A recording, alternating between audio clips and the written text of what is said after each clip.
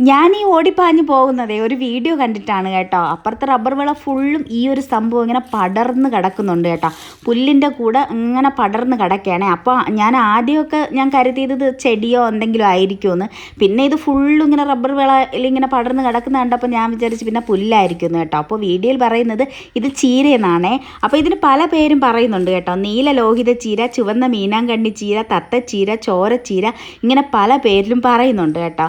അപ്പോൾ ഇത് രോഗിക്ക് നല്ലതെന്നാണ് പറയുന്നത്. അപ്പോൾ ഈ ഒരു ചീരയെക്കുറിച്ച് ആർക്കെങ്കിലും അറിയെങ്കിലും ഒന്ന് പറയണേ.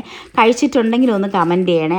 ഞാനിത് കഴിച്ചിട്ടൊന്നുമില്ല കേട്ടോ. പിന്നെ ഇവിടെ നിന്ന് ആരും ഇങ്ങനെ അടർത്തി കൊണ്ട് പോകുന്നത് ഞാൻ കണ്ടിട്ടില്ല. ഇതിങ്ങനെ 4 സൈഡ് റബ്ബറാണ്. റബ്ബർ ഫുള്ള് ഇങ്ങനെ പടർന്ന് കിടക്കുന്നുണ്ട് കേട്ടോ.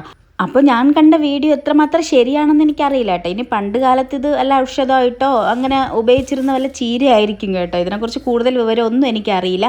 അങ്ങനെ എന്തെങ്കിലും അറിയാമെന്നുള്ളവരൊന്നും ഉണ്ടെങ്കിൽ കമൻറ്റ് ചെയ്യുക. അപ്പോൾ ഇന്നത്തെ വീഡിയോ ഇത്രയേ ഉള്ളൂ. Tata bye bye, see U.